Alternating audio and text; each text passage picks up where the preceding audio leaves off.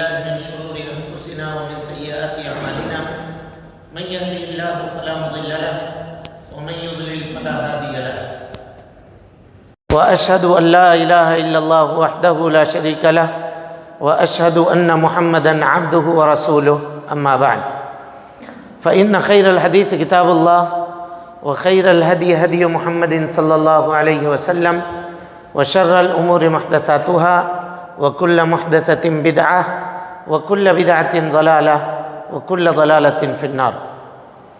حاضرین گرامی، دوستو، بزرگوں اور ساتھیوں، حج کے تعلق سے گفتگو کل آپ کے سامنے کی گئی تھی کہ اگر کسی شخص کے اوپر حج فرض ہو گیا ہے تو چاہے وہ جوان ہے یا بوڑھا ہے، اس کو پھر انتظار نہیں کرنا چاہیے، جتنا جلد سے جلد ہو سکے اس فریضے کو ادا کرنے کی کوشش اس کو کرنی چاہیے اور اس کو ادا کر لینی چاہیے۔ اس کے بعد اللہ رب العالمین نے ایک آیت رکھی ہے، غور کیجئے، ہم سب کے لیے دعوت ہے۔ اس آیت کے اندر اللہ تعالیٰ نے فرمایا یا ایھا الذین آمنوا اتقوا اللہ، اے ایمان لانے والو، اللہ رب العالمین کا تقوی اختیار کرو۔ تقوی دراصل کہتے ہیں اس چیز کو کہ آدمی، تقوی کی بہت ساری تعریف کی گئی، لیکن سب سے جامع اور معنی تعریف جو ہے وہ علامہ ابن قیم رحمۃ اللہ علیہ نے کی ہے۔ تعریف کیا ہے کہ آدمی اپنے اور اپنے یا جہنم یا اپنے درمیان اللہ رب العالمین کے عذاب اور اپنے درمیان اپنے اعمال کی ایک دیوار کھڑی کر لے، نیک عملوں کی، جو اس کو جہنم سے اللہ رب العالمین کے فضل اور اس کے توفیق سے روک دے، اس کو تقوی کہتے ہیں۔ یعنی ہر وہ چیز جس کو اختیار کر کے آدمی اپنے نقصان دہ چیز کو اپنے سے دور کرتا ہو، اس کو تقوی کہتے ہیں۔ تو جہنم سے زیادہ نقصان دہ چیز اور ایک انسان کے لیے کیا ہو سکتی ہے؟ زمین اگر گرم ہے تو پاؤں کو جلنے سے بچانے کے لیے آدمی کس چیز کا استعمال کرتا ہے؟ چپل کا۔ دھوپ اگر بہت زیادہ ہے یا بارش ہو رہی ہے تو سر کو بھیگنے سے یا جسم کو بھیگنے سے آدمی بچانے کے لیے کس چیز کا استعمال کرتا ہے؟ چھتری کا۔ تو اسی طریقے سے جہنم سے بچنے کے لیے کس چیز کا استعمال کرنا پڑے گا؟ عمل کا، نیک عمل کا۔ اللہ رب العالمین کے حکموں کو ماننا پڑے گا، جن کاموں کے کرنے سے اللہ اور اس کے رسول نے منع کیا ہے ان کاموں سے رکنا پڑے گا۔ یہ تقوی کی تعریف ہوئی۔ فائدہ کیا ہوگا؟ کہ آدمی جہنم کے آگ سے محفوظ رہے گا۔ اللہ رب العالمین فرماتا ہے، غور کیجئے، یا ایھا الذین آمنوا اتقوا اللہ حق تقاتہ، اللہ سے ویسا ڈرو جیسا کہ اس سے ڈرنے کا حق ہے۔ اللہ سے ڈرنے کا حق کیا ہے اور کس طرح سے ہے؟ کہ آدمی طبعی خوف نہیں، ایک خوف تو وہ ہوتا ہے جو آدمی اپنے سے نقصان دہ چیز کو دیکھ کر کے پیدا کرتا ہے۔ مثال کے طور پہ ہم لوگ یہاں بیٹھے ہوئے ہیں، ابھی کوئی شیر اگر آ جائے تو ہم ڈریں گے یا نہیں ڈریں گے؟ یہ طبعی خوف ہے۔ اختیاری خوف یعنی اللہ رب العالمین سے اختیاری خوف، آدمی چاہ کر کے خوف کھائے، طبعی خوف نہیں، بلکہ اپنے اندر خوف کا وہ جذبہ پیدا کرے کہ اللہ تعالی ہم کو دیکھ رہا ہے، ہمارے عملوں کو دیکھ رہا ہے، اور اگر ہم اس کے حکم کی مخالفت کرتے ہیں تو اللہ تعالی ہم کو اٹھا کر کے جہنم میں مرنے کے بعد ڈال دے گا۔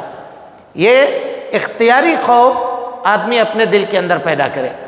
اللہ تعالی فرماتا ہے وَلَا تَمُوتُنَّ إِلَّا وَأَنْتُمْ مُسْلِمُونَ، تمہاری موت نہ آئے مگر اس حال میں کہ تم مسلمان ہو۔ تمہاری موت کس حال میں آنی چاہیے؟ کہ تم مسلمان ہو۔ اب یہ بتائیے، کسی بھی شخص کو یہ معلوم ہے کہ وہ کب مرے گا؟ معلوم ہے یہ؟ کسی کو نہیں معلوم ہے کب مرے گا۔ ایک سیکنڈ کی گارنٹی نہیں ہے، یعنی ایک سیکنڈ بھی آدمی اللہ رب العالمین کی نافرمانی میں اپنی زندگی نہ گزارے، کیونکہ اس کو پتہ نہیں ہے کہ اس کی موت کس وقت آئے گی۔ اس کے بعد اللہ رب العالمین نے فرمایا وَاعْتَصِمُوا بِحَبْلِ اللَّهِ جَمِيعًا، تم سب مل کے اللہ رب العالمین کی رسی کو مضبوطی سے تھام لو۔ اللہ تعالیٰ کی رسی کیا ہے؟ ایک اللہ تعالیٰ کی کتاب اور دوسری جناب محمد رسول اللہ صلی اللہ علیہ وسلم کی سنت۔ پوری دنیا اگر اس آیت کے اوپر عمل کر لے تو آج امت کے اندر اتحاد کی فضا قائم ہو جائے گی اور اختلاف ہم سے ختم ہو جائے گا۔ نبی صلی اللہ علیہ وسلم نے فرمایا تھا، اپنے آخری حج میں آپ نے فرمایا تھا کہ اے لوگو ترکتکم امرین، میں دو چیزیں چھوڑ کر کے جا رہا ہوں، لن تضلوا ما تمسکتم بہما، جب تک ان چیزوں کو مضبوطی سے تھامے رہو گے کبھی بھی گمراہ نہیں ہوگے۔ ایک کیا ہے؟ ایک اللہ کی کتاب اور دوسری جناب محمد رسول اللہ صلی اللہ علیہ وسلم کی سنت۔ آج لوگوں نے اللہ کی کتاب اور نبی صلی اللہ علیہ وسلم کی سنت کو چھوڑ کر کے اپنے یا اپنے جیسے کسی بندے کے بتائے گئے طریقے کے مطابق عمل کرنا شروع کر دیا۔ یہ الگ بات ہے، اس سے انکار نہیں ہے۔ وہ لوگ یہ کہتے ہیں کہ اگر کسی امام نے کوئی بات کہی ہے تو وہ امام کتاب و سنت سے ہی کہہ رہا ہے۔ میرے بھائی یہاں پہ اختلاف نہیں ہے، اختلاف وہاں پر ہے جہاں امام کی بات کوئی اور ہو اور نبی صلی اللہ علیہ وسلم کی بات کوئی اور ہو، تو وہاں کس کی بات مانی جائے گی؟ نبی صلی اللہ علیہ وسلم کی بات مانی جائے گی۔ اس سلسلے میں آپ مثال دیکھیے، خلفائے راشدین، نبی صلی اللہ علیہ وسلم کے بعد سب سے زیادہ جن کا مقام ہے وہ مقام و مرتبے کے اعتبار سے کون ہے؟ خلفاء ہیں۔ حضرت ابوبکر صدیق ہیں، حضرت عمر بن خطاب ہیں، حضرت عثمان غنی ہیں، حضرت علی مرتضیٰ رضی اللہ عنہم اجمعین ہیں، یہ صحابہ کرام ہیں۔ لیکن اگر ان کی بات بھی اللہ اور اس کے رسول کے بات کے مخالف ہے تو ان کی بات نہیں مانی جائے گی، ان کی بات قبول نہیں کی جائے گی۔ غور کیجئے گا آپ اس سے، یعنی اس کی ایک دو مثالیں لیجئے آپ۔ حضرت عمر بن خطاب، نبی صلی اللہ علیہ وسلم نے فرمایا کہ اگر کوئی آدمی کسی کا انگلی کاٹ دے، کسی کی انگلی کاٹ دے تو اس کے اوپر 10 اونٹ ہے، دیت کتنا ہے؟ 10 اونٹ۔ پورے ہاتھ کی انگلی کاٹ دیا تو کتنا اونٹ دے گا؟ 50 اونٹ دے گا۔ حضرت عمر بن خطاب نے 50 اونٹ کو انگلی کے فائدے کے اعتبار سے تقسیم کیا، الگ الگ کا، جس کا جتنا کام ہے اس کے اوپر اتنے اونٹ لگیں گے، تقسیم کیا انہوں نے، اور تقسیم کر کے انہوں نے مصر کے گورنر کے پاس لکھ کر کے بھیجا کہ اب آج کے بعد سے انگلیوں کی دیت کے اوپر اس طرح سے فیصلہ ہوگا۔ عوف ابن مالک رضی اللہ عنہ وہاں بیٹھے ہوئے تھے، انہوں نے کہا قاضی صاحب کو کہ آپ ابھی کوئی فیصلہ نہیں کیجیے گا، میں جاتا ہوں مدینہ اور مدینہ جا کر کے گفتگو کر کے آتا ہوں۔ نکلے وہاں سے، حضرت عمر کے پاس پہنچے، دروازہ کھٹکھٹایا، کہا کہ یہ خط آپ نے لکھا ہے؟ کہا ہم نے لکھا ہے۔ کہا اس کی کیا دلیل ہے؟ کیا دلیل ہے اس کی کہ آپ نے انگلیوں کی الگ الگ قیمت مقرر کی ہے؟ کہا کچھ بھی نہیں، بس یہ ہے کہ ہر ایک کا فائدہ الگ الگ ہے۔ کہا کہ نہیں، یہ دلیل نہیں ہو سکتی، یہ آپ کی اپنی رائے ہے، دلیل کے اوپر آپ فتویٰ خود سے مت لگائیے، بلکہ نبی صلی اللہ علیہ وسلم کی کوئی حدیث اگر آپ کے پاس ہے تو آپ پیش کیجئے۔ دیکھا آپ نے خلفائے راشدین کے سامنے، ایک خلیفہ کے سامنے، ایک عام صحابی نے کس طرح سے دلیل کا مطالبہ کیا۔ حضرت عمر نے کہا کہ نہیں، میرے پاس دلیل نہیں ہے۔ تمہارے پاس دلیل ہے؟ کہا کہ ہاں میرے پاس دلیل ہے، میں نے نبی صلی اللہ علیہ وسلم کو اسی مسجد نبوی میں بیٹھ کر کے یہ کہتے ہوئے سنا ہے کہ الاصابع فی الدیۃ سوا، ہاتھ کی انگلیاں دیت میں برابر ہوں گی، کسی میں کوئی فرق نہیں ہوگا۔ حضرت عمر ابن خطاب نے فوراً اپنے فتوے سے رجوع کیا اور اسی کے نیچے لکھا کہ حضرت عمر نے یہ جو فتویٰ دیا تھا یہ غلط دیا تھا، صحیح بات یہ ہے کہ انگلی کے اندر کوئی بھی انگلی کاٹے اس میں 10 اونٹ کی دیت لگائی جائے گی۔ میرے بھائیوں، اگر اس تھیوری کے اوپر پریکٹیکلی طور پہ عمل کر دیا جاتا تو امت جو آج اتنے گروہ کے اندر تقسیم ہے، الگ الگ جماعتوں کے اندر تقسیم ہے، یہ جماعت بنانے کی ضرورت نہیں پڑتی۔ کوئی ایک مسئلہ آپ اٹھا کر کے دیکھ لیجئے، کوئی ایک مسئلہ، کوئی بھی مسئلہ آپ کو ایسا نہیں لگے گا کہ یہ متفق ہے، سارے لوگوں کا اتفاق ہے، ہر مسئلہ مختلف فی بن گیا۔ نتیجہ کیوں ہے؟ مختلف فی بننے کی وجہ کیا ہے؟ وجہ یہ ہے کہ لوگوں نے اپنے اماموں کی اتباع، اپنے اماموں کی اندھی تقلید شروع کر دی، اور اس کے مقابلے میں جناب محمد رسول اللہ صلی اللہ علیہ وسلم کے صحیح حدیثوں کو پشے پشت ڈال دیا۔ چنانچہ میرے بھائیوں، حبل اللہ سے مراد، کہیں اللہ رب العالمین نے یہ نہیں کہا کہ فلاں امام کے رسی کو پکڑو، فلاں امام کی تقلید کرو، فلاں امام کی تقلید کرو، یہ کہا امام تو بعد میں آئے۔ اب آج لوگ یہ کہتے ہیں کہ 4 اماموں میں سے کسی ایک امام کی تقلید کیے بغیر آدمی جنت نہیں جا سکتا ہے۔ تو کوئی آدمی یہ بتائے کہ ان 4 اماموں سے پہلے جو لوگ موجود تھے وہ کس امام کو فالو کرتے تھے، کس کو مانتے تھے؟ بولیے بھائی، نبی صلی اللہ علیہ وسلم کو مانتے تھے۔ اور جو نبی صلی اللہ علیہ وسلم کو مان کر کے جنت جا سکتے ہیں، تو کیا ہم کو ماننے کے لیے کوئی دوسرا طریقہ ہوگا؟ نبی نے فرمایا تھا کہ یہود 72 فرقوں میں تقسیم ہوئی، میری امت 73 فرقوں میں تقسیم ہو جائے گی، اور ایک گروہ ہوگا جو جنتی ہوگا۔ صحابہ نے پوچھا کون ہے اللہ کے رسول؟ تو آپ نے فرمایا وہ گروہ جس کے اوپر میں ہوں اور میرے یہ صحابہ ہیں۔ صحابہ کس طریقے پر تھے؟ نبی صلی اللہ علیہ وسلم کو فالو کرنے والے تھے۔ تو آج بھی اگر کوئی آدمی نبی صلی اللہ علیہ وسلم کو فالو کرتا ہے، دین کے اصل کے اندر، دین کے فرع کے اندر، مسائل کے اندر، تو وہی شخص کامیاب ہے۔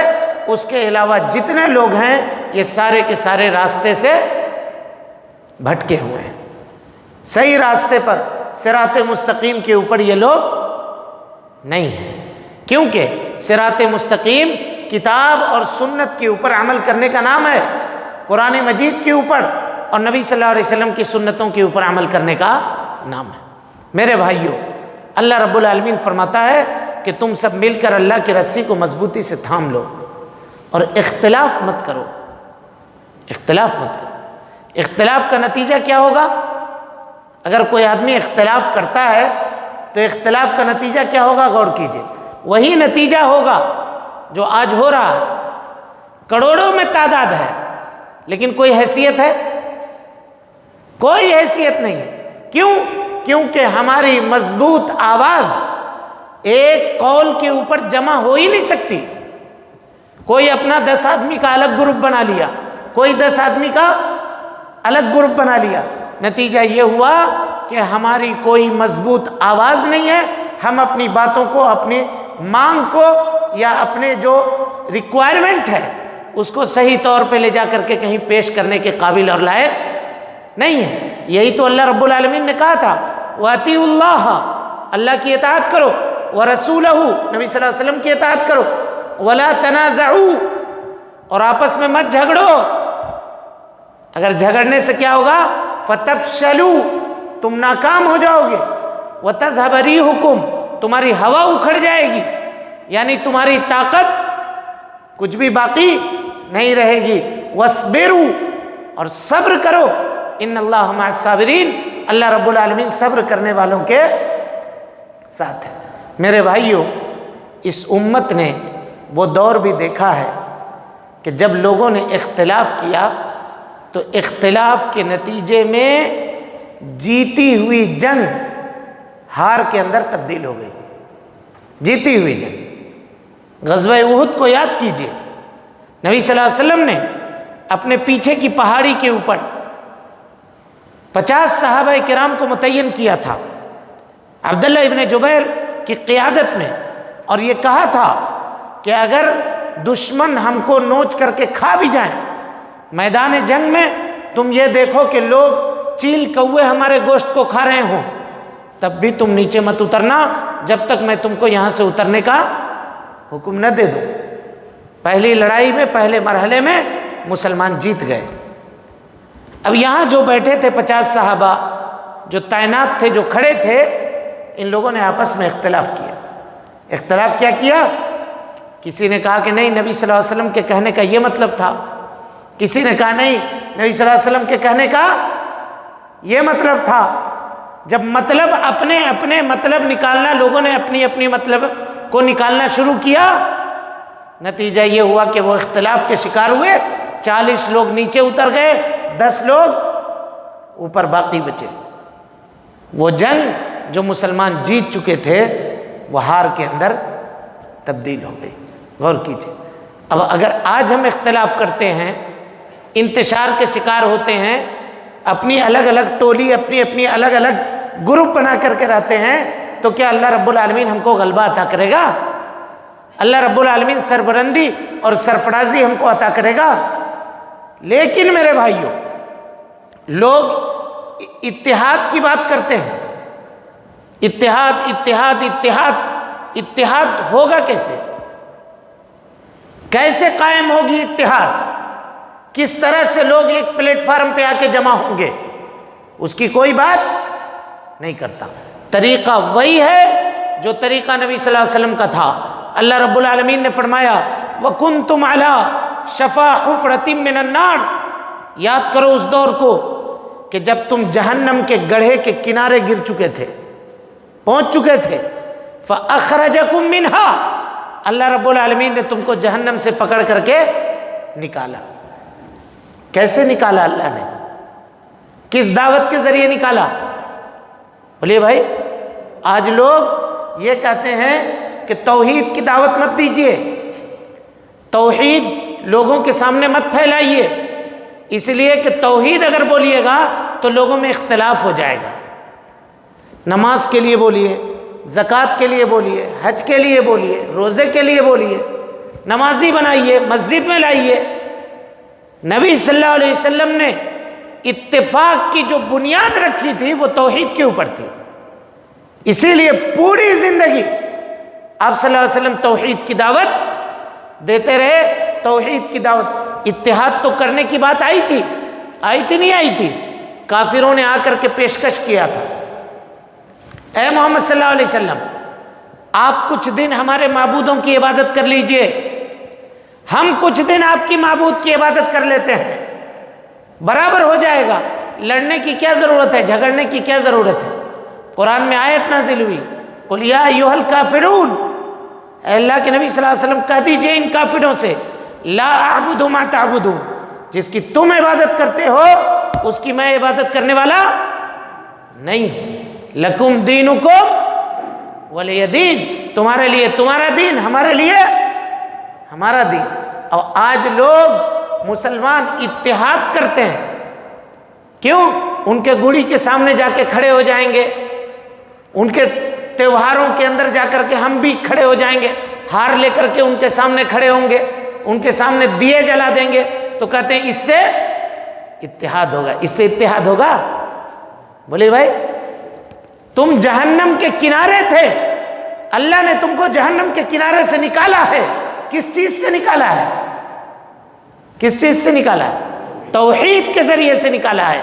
آج بھی اگر توحید کی دعوت کو عام کیا جائے، توحید لوگوں کے سامنے پیش کیا جائے، توحید لوگوں کو بتایا جائے، شرک کے اڈوں کو بند کیا جائے، شرکیہ کاموں کو ختم کیا جائے، تو آج بھی اتحاد ممکن ہے۔ اور اگر توحید کو چھوڑ کر کے کروڑوں روپے آدمی خرچ کر دے لوگوں کو ایک پلیٹ فارم پہ جمع کرنے کے لیے، تو یہ ممکن نہیں ہے۔ یہ بالکل ویسے ہی ہے جیسے کوئی آدمی یہ کہے کہ اس وقت ابھی سورج نکلا ہوا ہے، اس وقت دن ہے، جیسے یہ بات پاسبل نہیں ہے، ویسے ہی بغیر توحید کے اتحاد پاسبل نہیں ہے۔ ایک تو گروہ اٹھا تھا جماعت اسلامی کے نام سے، پوری دنیا میں اتحاد کریں گے، اتحاد کریں گے، اتحاد کریں گے، کاش شیعہ بھی آ جاؤ، سنی بھی آ جاؤ، بریلوی بھی آ جاؤ، فلاں بھی آ جاؤ، فلاں بھی آ جاؤ، ہم سب کو ویلکم کرتے ہیں۔ کیا ہر آدمی اپنے نظریے کے اوپر رہ کر کے جماعت اسلامی بن سکتا تھا؟ جہاں وہ پیدا ہوا تھا، جماعت اسلامی کی فکر جہاں پیدا ہوئی تھی، وہیں اس کو قرار نصیب نہیں ہوا۔ مصر کے اندر آپ دیکھ لیجئے، پڑوسی ملک کے اندر ایک بڑی سیاسی پارٹی ہے، کتنا سیٹ لے کر کے آیا اب تک، اور کیا تبدیلی کر لیا اس نے؟ بولیے بھائی، آپ کے آنکھوں دیکھا ہے کہ نہیں معاملہ؟ آنکھوں دیکھا معاملہ ہے جس سے کسی کو انکار نہیں ہو سکتا ہے۔ میرے بھائیوں، آج بھی اگر اتحاد چاہتے ہیں، اتفاق چاہتے ہیں، تو ضروری ہے کہ توحید کی دعوت کو عام کیا جائے۔ اللہ رب العالمین نے جن کاموں کے کرنے کا حکم دیا ہے اس کو کیا جائے، جن کاموں سے روکا ہے اس چیز سے رک جایا جائے، اس کام سے باز آ جایا جائے۔ اس کے بعد میرے بھائیوں، اللہ رب العالمین یہ فرماتا ہے وَلْتَكُمْ مِنْكُمْ أُمَّةٌ يَدْعُونَ إِلَى الْخَيْرِ، لوگوں تم میں ایک گروہ ایسا ہونا چاہیے جو لوگوں کو بھلائی کی دعوت دے اور برائی سے روکے۔ اسی کو کہتے ہیں امر بالمعروف اور نہی عن المنکر۔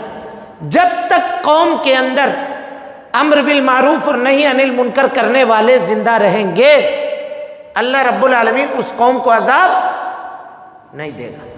آج یہ قوم کے اندر جو عذاب آیا ہوا ہے اور یہ جو پوری دنیا پریشان حال ہے، اگر اس کو رفع کرنا چاہتے ہیں، ختم کرنا چاہتے ہیں، تو ضرورت ہے کہ امر بالمعروف کیا جائے، نہی عن المنکر کیا جائے۔ وما كان الله ليعذبهم وانت فيهم وما كان الله ليعذبهم وهم يستغفرون، اور ایک جگہ فرمایا وما كان الله ليعذبهم واهلها مصلحون، اس کے بستی والے کو اللہ رب العالمین کبھی بھی ہلاک نہیں کرے گا جب بستی والے امر بالمعروف اور نہی عن المنکر کرنے والے ہوں، بھلائی کی دعوت دینے والے ہوں، برائی سے روکنے والے ہوں۔ اس سلسلے میں نبی صلی اللہ علیہ وسلم نے ایک مثال دی ہے، اس مثال کو غور سے سنیے۔ آج کل ہم لوگ کہتے ہیں کہ ہم نیکی کر رہے ہیں نا، دوسرا کیا کر رہا ہے اس سے ہم کو کیا مطلب ہے؟ صرف اگر ہم اچھے ہو جائیں اور دوسرا کیا کر رہا ہے اس سے ہم کو اگر مطلب نہیں ہے تو یقین مانیے ہم بھی اچھے نہیں ہیں، ہمارے اچھے ہونے کا کوئی اعتبار نہیں ہے۔ غور کیجئے آپ، نبی صلی اللہ علیہ وسلم نے فرمایا کہ امر بالمعروف اور نہی عن المنکر کی مثال، بھلائی کے حکم دینا اور برائی سے روکنے کی مثال اس طرح سے ہے جیسے ایک کشتی ہو۔ کشتی کے اوپر لوگ سوار ہوئے، کچھ لوگ اوپر منزل پہ سوار ہوئے، کچھ لوگ نیچے والے منزل پہ سوار ہوئے۔ نیچے والے منزل والوں کو جب پانی کی ضرورت پڑتی ہے تو اوپر جا کے یہ لوگ پانی لیتے ہیں۔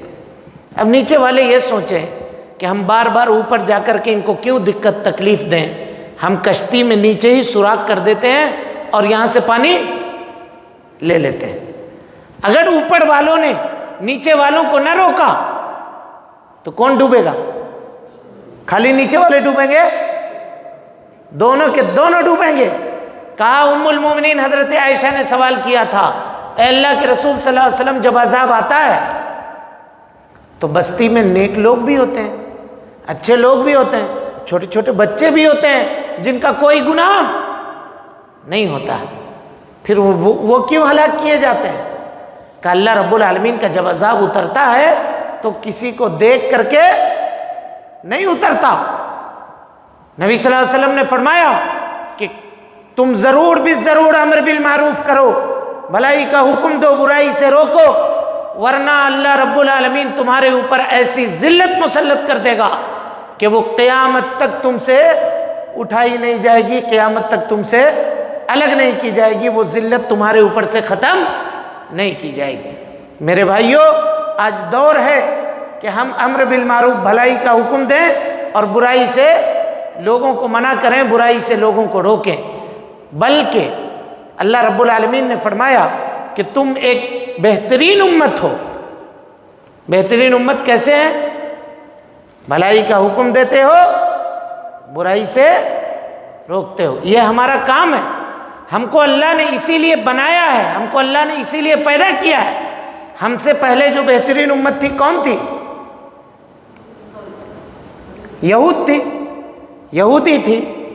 پوری دنیا میں اللہ نے ان کو فضیلت عطا کی تھی، لیکن جب ان لوگوں نے اللہ کی نافرمانی کرنی شروع کی، اللہ رب العالمین کے حکموں کو جھٹلانا شروع کیا، اللہ رب العالمین کے باتوں کے اوپر عمل کرنا ترک کر دیا، تو اللہ تعالیٰ نے دنیا کی سب سے ذلیل قوم ان کو بنا کر کے رکھ دیا، سب سے ذلیل قوم بنا کے رکھ دیا۔ اب اگر ہمارے اوپر جو ذمہ داری ہے، ہم اگر اپنی ذمہ داری کو چھوڑ دیں تو کیا صرف ہم اپنے نام کی وجہ سے خیر امت بنے رہیں گے؟ غور کیجیے گا، ہرگز نہیں میرے بھائیوں۔ خیر امت بننے کے لیے یہ ضروری ہے کہ خیر امت بننے کا جو پیمانہ ہے اس پیمانے کو اپنے اوپر لاگو کرنا پڑے گا، نافذ کرنا پڑے گا۔ اس کے بعد اللہ رب العالمین ہم کو، آپ کو، سب کو جنت کی طرف جلدی کرنے کی دعوت دے رہا ہے۔ وَسَارِعُوا إِلَىٰ مَغْفِرَةٍ مِّن رَبِّكُمْ، لوگوں اپنے رب کی طرف، اپنے رب کی مغفرت کی طرف جلدی کرو، یعنی اپنے رب سے اپنے گناہوں کی معافی مانگو۔ وَجَنَّةٍ، اور ایسی جنت کی طرف عرضها السماوات والارض، جس کی چوڑائی آسمان و زمین کے برابر ہے۔ جب چوڑائی آسمان و زمین کے برابر ہے تو لمبائی کتنی ہوگی؟ غور کیجئے، کوئی بھی چیز چوڑی کم ہوتی ہے اور لمبی زیادہ ہوتی ہے، تو آسمان و زمین کے برابر اس کی چوڑائی ہے، اس کی لمبائی کا اندازہ اللہ رب العالمین کو معلوم ہے۔ نبی صلی اللہ علیہ وسلم نے فرمایا کہ ایک شخص کو جنت میں اتنی جگہ دی جائے گی کہ اگر کوئی آدمی اپنے دیے گئے زمین کو دیکھنے کے لیے ایک تیز رفتار گھوڑے کے اوپر سوار ہو اور 50 سال تک، ایک روایت میں 70 سال تک گھوڑے کو دوڑاتا رہے، تب بھی وہ اپنی پوری زمین دیکھ نہیں سکے گا۔ آج ہم ایک ایک بالش زمین کے لیے لڑتے ہیں، ہوتا ہے کہ نہیں؟ لڑائی ہوتی ہے نہیں ہوتی ہے؟ کوئی اس کی زمین مارتا ہے، کوئی اس کی زمین مارتا ہے، کوئی اس بات پہ لڑائی ہو رہی ہے، لوگ ایک دوسرے کو قتل کرتے ہیں ایک ایک بالش زمین کے لیے۔ لیکن وہ زمین جس کی ملکیت کبھی آدمی اپنی آنکھوں سے پوری دیکھ نہیں سکے گا، اس کے لیے کوئی تیاری ہے؟ بولیے بھائی، کیا تیاری ہے اس کے لیے؟ کیا ہم نے توشہ تیار کیا ہے کہ اللہ رب العالمین جنت کے اندر وہ چیز ہم کو دے گا؟ تیار کیا ہے؟ اللہ تعالیٰ کہتا ہے نہیں، دیر مت کرو، سارعو، دوڑو، بھاگو، جتنا جلد ہو سکے جلدی کرو اللہ کی مغفرت کی طرف، جنت کی طرف۔ عرضها السماوات والارض، جس کی چوڑائی آسمان و زمین کے برابر ہے۔ اعدت للمتقین، کس کے لیے بنائی گئی ہے؟ متقی لوگوں کے لیے۔ اس سے پہلے کیا کہا؟ یا ایھا الذین آمنوا اتقوا اللہ، پھر یہاں کہہ رہا ہے جنت ہم نے بنایا کس کے لیے؟ متقیوں کے لیے۔ اب متقیوں کی صفت بیان کر رہا ہے۔ الذین، متقی وہ لوگ ہیں، ينفقون فی السراء والضراء، جو اللہ رب العالمین کے راستے میں مال کو خرچ کرتے ہیں، خوشحالی میں بھی اور تنگی میں بھی۔ بزنس میں بہت فائدہ ہو گیا تب بھی خرچ کر رہے ہیں، اور بزنس میں گھاٹا لگ گیا تب بھی جتنا میسر ہے اتنا اللہ کے راستے میں خرچ کر رہے ہیں۔ یہ نہیں کہ چلو اس سال ہم کو فائدہ نہیں ہوا ہے تو ہم خرچہ نہیں کریں گے۔ ينفقون فی السراء والضراء والکاظمین الغیظ، غصے کے اوپر کنٹرول کرنے والے، والعافین عن الناس، لوگوں کو معاف کرنے والے۔ ایک شخص نے پوچھا نبی صلی اللہ علیہ وسلم سے، اے اللہ کے رسول صلی اللہ علیہ وسلم، سب سے بڑا طاقتور کون ہے؟ آپ نے فرمایا وہ ہے جو غصے کے وقت اپنے اوپر کنٹرول رکھنے والا ہو، اپنے اوپر کنٹرول رکھنے والا۔ کہا جس وقت غصہ آئے تو اس وقت اعوذ باللہ من الشیطان الرجیم پڑھا کرو۔ کہ یہ غصہ شیطان کی طرف سے ہے، اور شیطان آگ سے بنا ہے، اس کو ٹھنڈا کرنے کے لیے پانی پیو، اگر کھڑے ہو تو بیٹھ جاؤ، بیٹھے ہوئے ہو تو لیٹ جاؤ، تاکہ تم سے کوئی ایسا عمل سرزد نہ ہو جائے کہ غصے کی حالت میں تم کیا کر رہے ہو اس کا پتہ تم کو نہ چلے۔ یہ تعلیمات ہیں۔ والکاظمین الغیظ، غصے کو پینے والے، والعافین عن الناس، لوگوں کو معاف کرنے والے۔ یہاں معاف کرنے کا دو طریقہ، ایک تو یہ ہے کہ کوئی ہم سے بڑا ہے، ہم اس سے بدلہ نہیں لے سکتے، تو عام طور پہ آدمی کہتا ہے کہ چلو ہم صبر کرتے ہیں، بدلہ نہیں لے سکتے۔ تو نہیں لے سکتے تو کیا کیجیے گا؟ آپ کے پاس کوئی آپشن ہی نہیں ہے۔ نہیں، آپ اس سے بدلہ لے سکتے ہیں، اس کو اس کی غلطی کی سزا دے سکتے ہیں، باوجود اس کے آپ نے اس کو معاف کر دیا تو یہ بڑی چیز ہے، یہ بڑی بات ہے۔ جنت جانے والے لوگوں کے صفتوں میں سے ایک صفت ہے والعافین عن الناس، لوگوں کے درمیان احسان کرنے والے، معاف کرنے والے لوگوں کو۔ واللہ یحب المحسنین، اللہ رب العالمین احسان کرنے والوں کو، نیکی کرنے والوں کو پسند کرتا ہے۔ یہ کرنے والے لوگ محسن ہیں۔ اور میرے بھائیوں، محسن یہ درجہ کون سا ہے؟ بولیے۔ اسلام کا سب سے بڑا درجہ ہے احسان، محسن ہونا۔ سب سے پہلے مسلم، اس کے بعد مومن، اور اس کے بعد محسن۔ محسن یہ تیسرا درجہ ہے جو سب سے بلند درجہ ہے اسلام کا یہ کام کرنے والے وہ لوگ ہیں جو محسن ہیں، اور اللہ رب العالمین ایسے لوگوں کے لیے جنت تیار کر کے رکھا ہے۔ اللہ تعالیٰ سے دعا ہے کہ اللہ تعالیٰ ہم کو اور آپ کو جنت الفردوس کا حقدار بنائے۔ اللہ رب العالمین ہمارے اور آپ کے گناہوں کو معاف فرمائے، اور ہم کو اور آپ کو جنت الفردوس میں جگہ عطا فرمائے۔ اے اللہ رب العالمین مصیبتوں کو، پریشانیوں کو ہم سے دور فرما دے۔ اے اللہ رب العالمین جو لوگ بیمار ہیں ان کو شفائے کاملہ عاجلہ عطا فرما دے۔ اے اللہ جو پریشان حال ہیں ان کی پریشانی کو دور فرما دے۔ اے اللہ رب العالمین جو کاروبار کی وجہ سے پریشان ہیں، اے اللہ ان کے کاروبار میں برکت عطا فرما۔ اے اللہ رب العالمین ہم سب پر اپنی رحمت کی چادر کو عام فرما دے۔ اے اللہ جب تک زندہ رکھ، دین اسلام پہ زندہ رکھ، اور جب اٹھا ایمان پہ اٹھا۔ آمین۔ وآخر دعوانا ان الحمد للہ رب العالمین۔